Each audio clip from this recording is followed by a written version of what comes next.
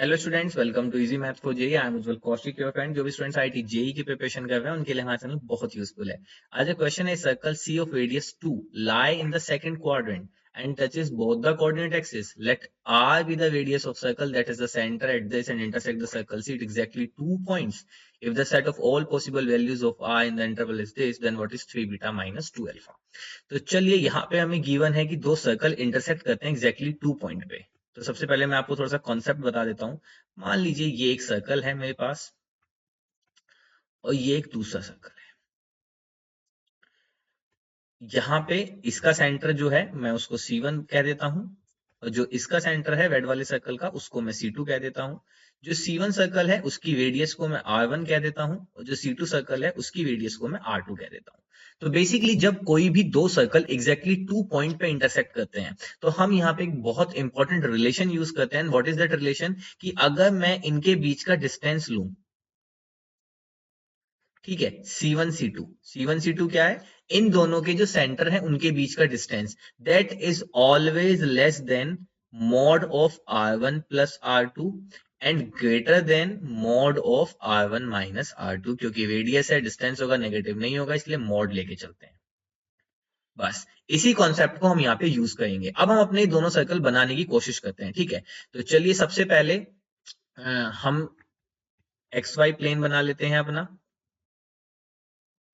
ये हमने x Y plane बनाया और उसने सबसे पहले हमसे बोला कि एक सर्कल है रेडियस 2 का, lie in the second quadrant, touches both the axis. चलो, तो वो सर्कल कुछ कैसा होगा फिर? वो सर्कल कुछ मान लीजिए ऐसा होगा दिखने में। अरे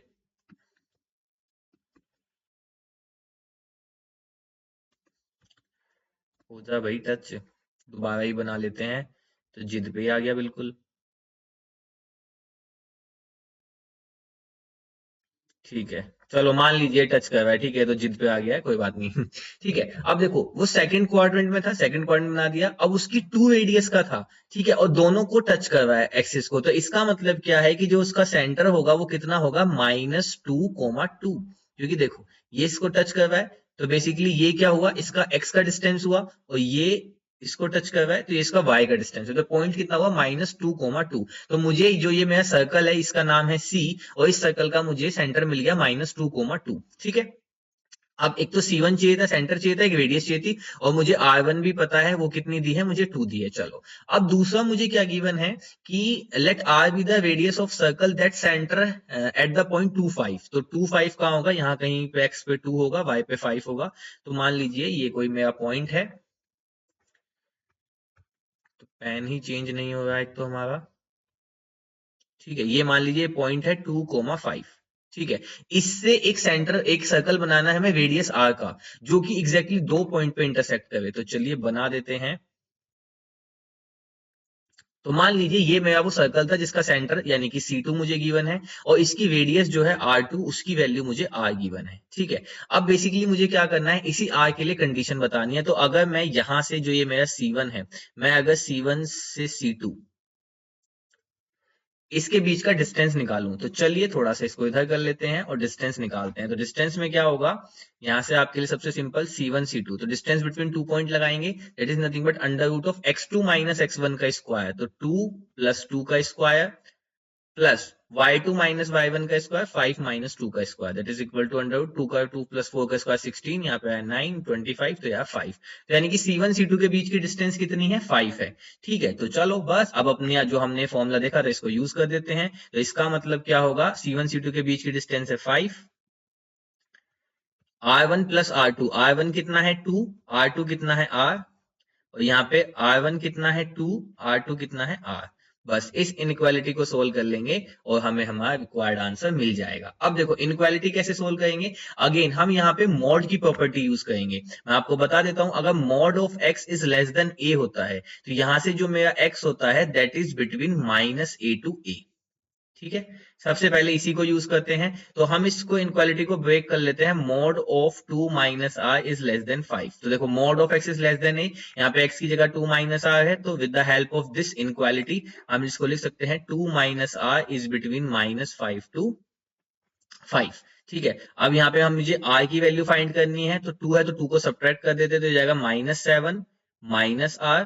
और यहाँ पे 2 सब करेंगे तो 3। अब देखो माइनस से मल्टीप्लाई कर देंगे तो इनक्वालिटी रिवर्स हो जाएगी और ये हो जाएगा r is greater than minus का 3 और यहाँ से ये आ गया यहाँ से हमने 2 को सब्ट्रैक्ट किया था, ठीक है।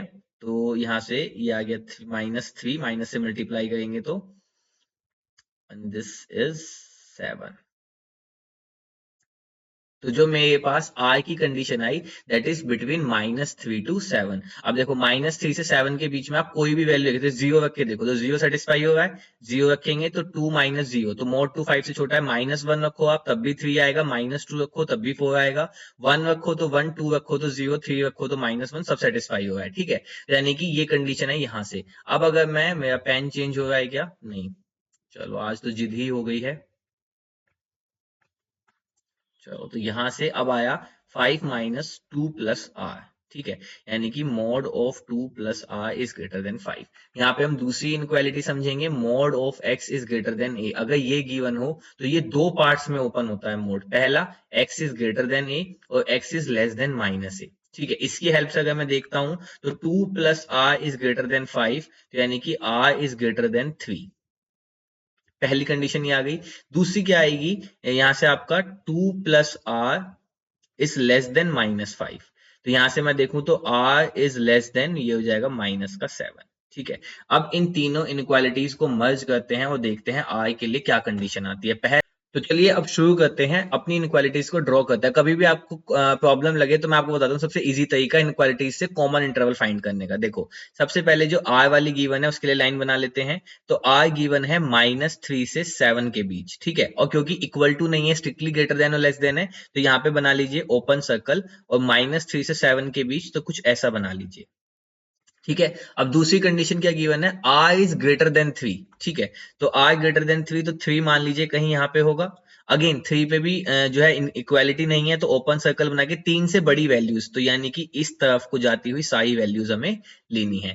दूसरा r इज लेस देन -7, तो यहाँ पे आपका आया -7, -7 पे भी ओपन सर्कल और ये -7 से सारी छोटी वैल्यूज इधर।